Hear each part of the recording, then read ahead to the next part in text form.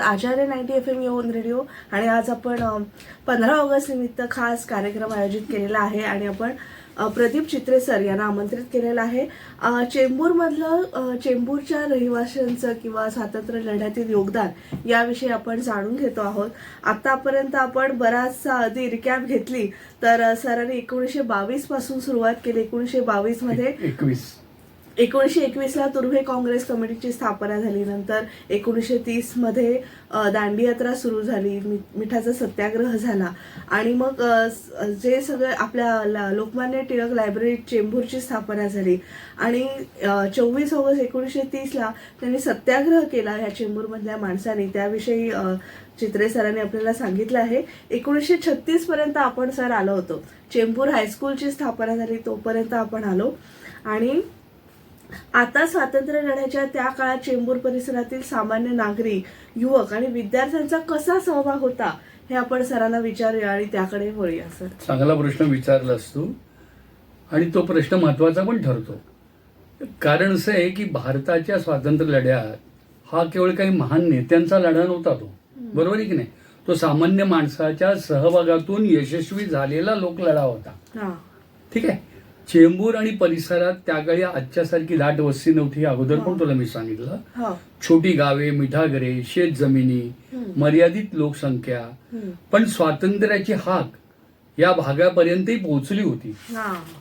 महात्मा गांधी, लोकमान्य टिळक, नेताजी सुभाषचंद्र बोस, पंडित नेहरू, सरदार पटेल इत्यादी नेत्यांचा त्यांच्या विचारांचा प्रभाव त्याच्यावर पडला होता.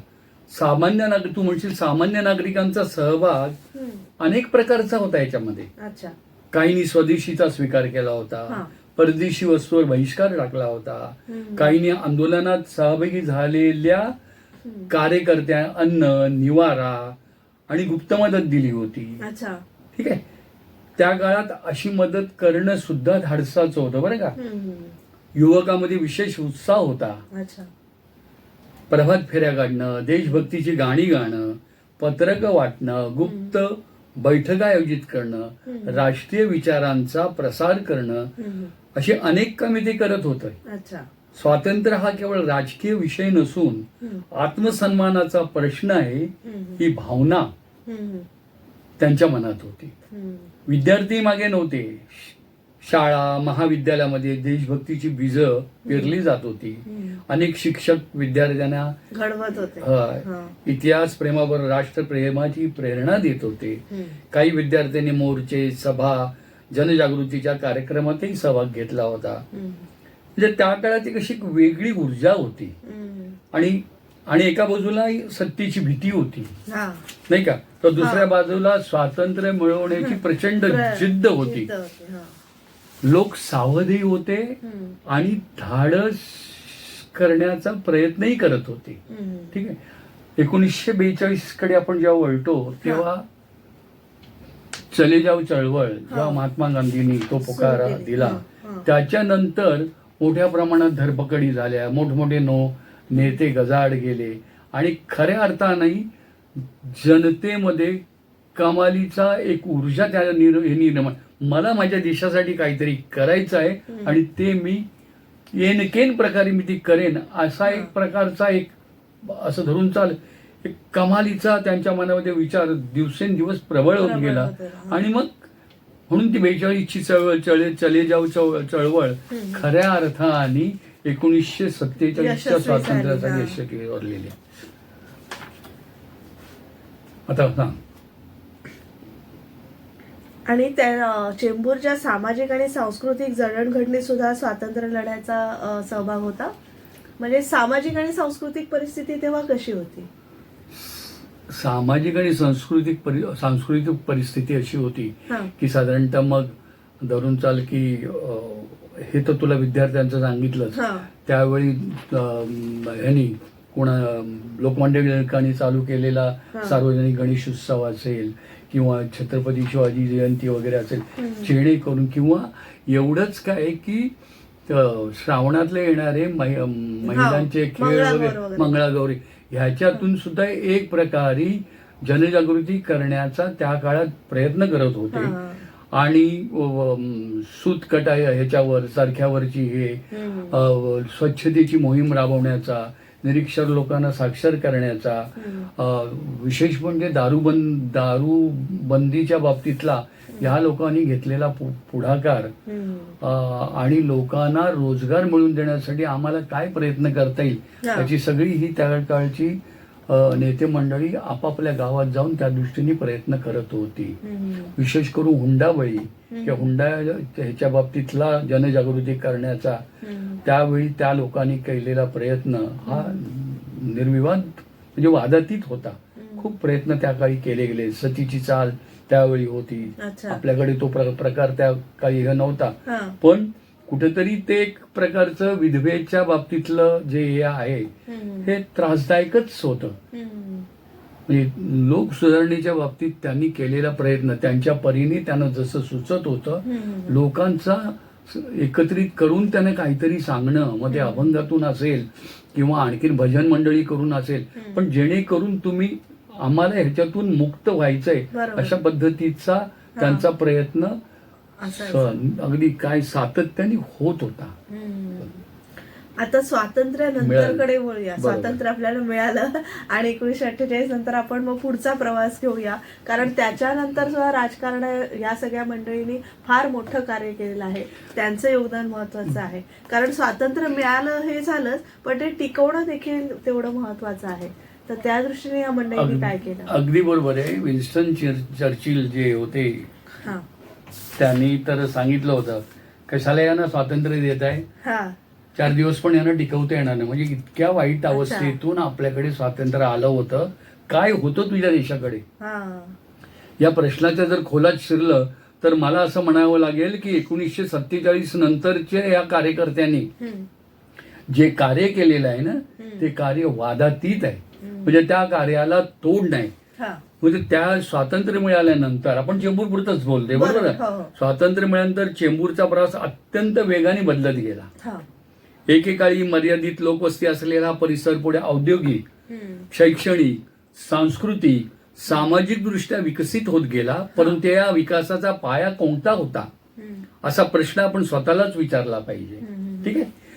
माझ्या मते या पायामध्ये स्वातंत्र्य लढ्याने रुजवलेली जी काही राष्ट्रनिष्ठा होती, सामाजिक ऐक्य होतं आणि लोकसहभागाची जी भावना होती ती महत्वाची आहे.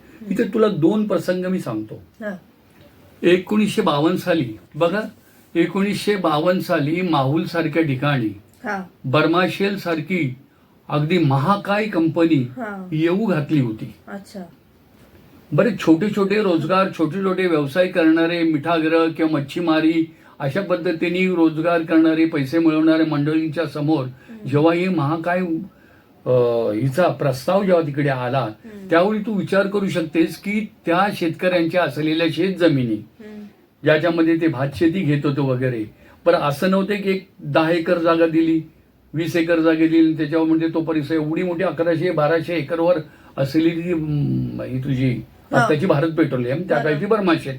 तर ह्या सगळ्या शेल कंपनीला त्या ठिकाणी जागा मिळवून देणं, त्या ठिकाणी कंपनीच्या उभारणीसाठी तिकडच्या लोकांची मतं वळवणं, त्यांच्या शेत जमिनी त्यांना कंपनीसाठी मिळवून देणं, तिथल्या लोकांना रोजगार मिळवून देणं, म्हणजे त्यासाठी करार वगैरे करणं, यासाठी नाना आचार्य, विना पुरव ही मंडळी ह्या लोकांनी, तो माणिकराव पाटील आमचे माहुलचे, ह्या लोकांनी मोठ्या प्रमाणात त्या ठिकाणी लोकजागृती करून ह्या कंपनीच्या इथे येण्यासाठी केलेले प्रयत्न हे निश्चित कौतुकास्पद ठरतात. त्याच्यानंतरच मग पुढे त्याच्या आजूबाजूला दर्याच्या बाजूला अनेक अशा कंपन्या मोठ्या मोठ्या येतात, ज्या काही कंपन्या नवरत्न मध्ये सुद्धा भारताच्या ह्याच्यामध्ये गणल्या जातात. मग त्यात टाटा आली, आरसीएफ आलं, तुझं हिंदुस्थान पेट्रोलियम आलं, अशा अनेक गोष्टी, म्हणजे त्यावेळी एसओ वगैरे होती.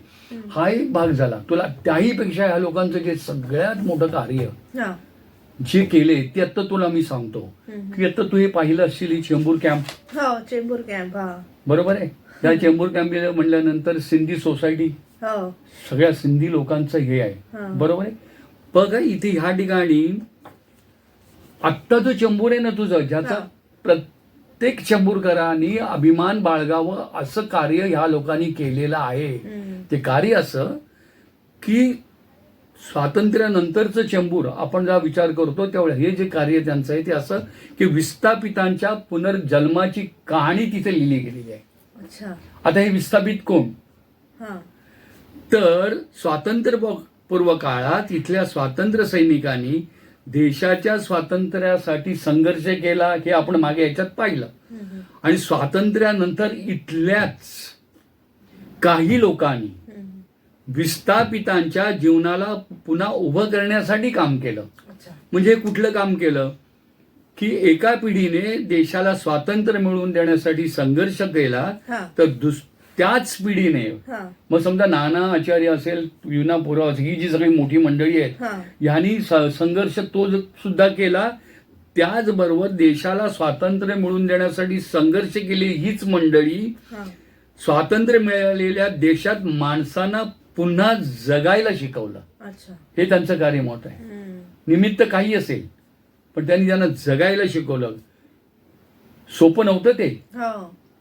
फाळणी झाली होती आणि लाखो माणसांना आपली जन्मभूमी, सोडावी. घरदार, शेती, व्यवसाय, नाती गोती सगळं काही मागं सोडून भारतात यावं लागलं.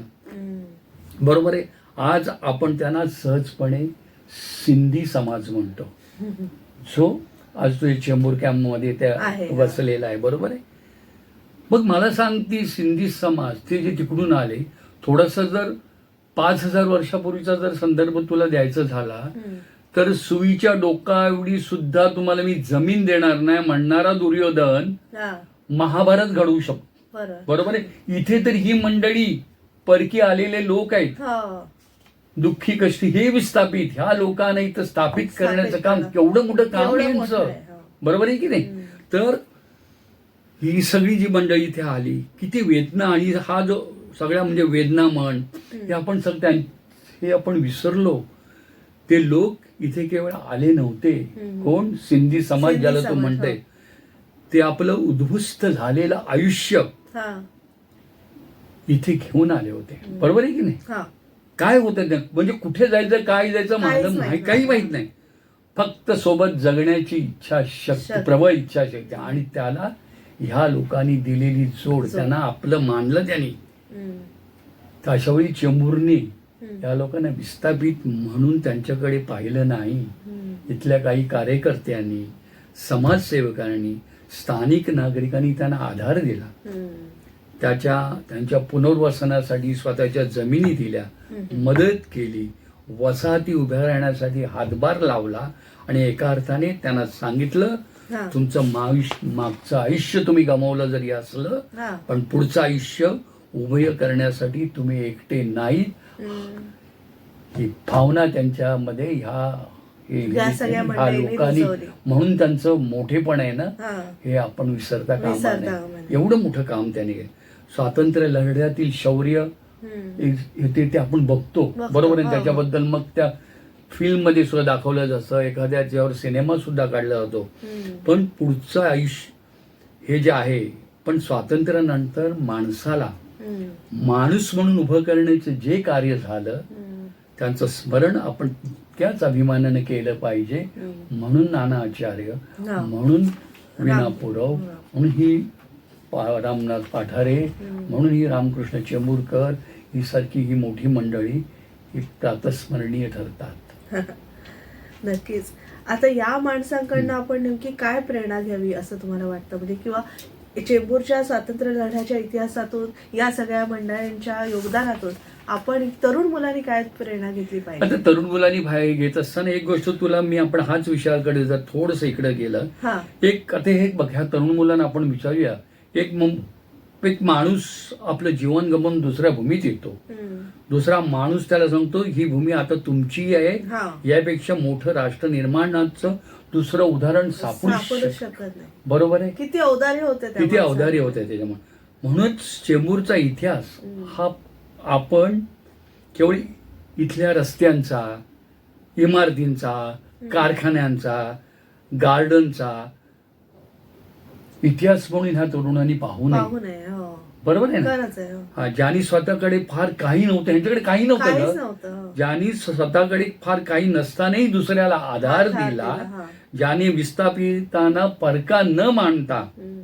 आपलं मानलं, आणि ज्यांनी एका नव्या भारताच्या निर्मितीत आपला छोटासा पण अत्यंत मोलाचा वाटा उचलला. हम्म. स्वातंत्र्य म्हणजे फक्त परकीय सत्तेपासून मुक्त होणं नाही. हम्म. स्वातंत्र्य म्हणजेच उद्ध्वस्त झाल्या माणसाला पुन्हा उभं करण्याची ताकद निर्माण करणं. हम्म. बरोबर आहे? बरोबर. चेंबूरच्या भूमीने त्या इतिहासाचा एक छोटासा हम्म. पण अत्यंत सुंदर अध्याय या उदरात जपून ठेवलेला आहे. हम्म. म्हणून मित्रांनो, मी तुम्हाला सांगेन, चेंबूरमधली तुम्ही जर रहिवासी असेल तर हा जो एवढा मोठा जाज्वल्य इतिहास आहे, हम्म. ज्यांनी ह्या इतिहासाची निर्मिती केली, हा. ह्या लोकांना आपण आम्ही विसरायला नाही विसरता कामा नये. आता तूच ठिकाणी म्हणतेस त्या ठिकाणी की चेंबूरच्या काय तुम्हाला प्रश्न विचारला असता? हा, आता एवढं सगळं या स्वातंत्र्य लढ्यातलं योगदान आहे चेंबूर वासियांचं, तर आपण त्यांच्याकडनं काय प्रेरणा घेतली पाहिजे? आता ह्या तरुणांनाच विचारलेला आपण हा. प्रश्न आहे. तर ह्या तरुणी एकतर ह्या तरुणी ह्या इतिहासापासून सर्वप्रथम देशप्रेम शिकायला पाहिजे, हम्म. नाही का? हो. देशप्रेम म्हणजे केवळ घोषणा देणं वगैरे नाही. आपल्या कामात प्रामाणिक राहणं, हम्म. कायद्याचा आदर करणं, समाजात सौहार्द जपणं, पर्यावरणाची काळजी घेणं, हम्म. मतदानाचा हक्क बजावणं आणि आपल्या परिसराच्या विकासात सहभागी होणं, हो. हीच आजच्या काळातली खरी देशभक्ती ठरते. हम्म. दुसरी महत्वाची प्रेरणा म्हणजे हा स्थानिक इतिहास आपण जाणून घ्यायला पाहिजे. बरोबर. हो. अनेक तरुणांना परदेशातील किंवा दूरच्या इतिहासाची माहिती असते, हो. पण आपल्या गावातील, आपल्या परिसरातील स्वातंत्र्य सैनिकांची नावं सुद्धा माहित ठाऊक नाही नसतात. आपल्याला. ही परिस्थिती बदलली पाहिजे. बदलली. आपल्या मातीत जन्मलेल्या कर्तृत्ववान व्यक्तींची ओळख होणे हम्म. ही प्रत्येक पिढीची जबाबदारी आहे. हम्म. मी तरुणांना एवढंच सांगेन की मोबाईल आणि सामाजिक माध्यमांचा उपयोग केवळ मनोरंजनासाठी नका करू. बरोबर. हो. त्यांचा उपयोग ज्ञानासाठी, संशोधनासाठी आणि आपल्या इतिहासाच्या जतनासाठी करा. हम्म. आपल्या आजी आजोबाकडून, ज्येष्ठ नागरिकांकडून त्यांच्या आठवणी ऐका. हम्म. छोट्या छोट्या गोष्टी आहेत घ्या. बरोबर. हो. जुन्या छायाचित्रांचा, कागदपत्रांचा आणि आठवणींचा संग्रह करा. हम्म. कारण आज जपले नाही तर उद्या हा अमूल्य इतिहास कायमचा हरवू शकतो. हो. एवढंच मी त्यांना सांगू शकेन. हम्म. स्वातंत्र्य ही आपल्याला आपल्या पूर्वजांनी दिलेली अमूल्य भेट आहे हम्म. आणि ती केवळ साजरी करूया नको, हम्म.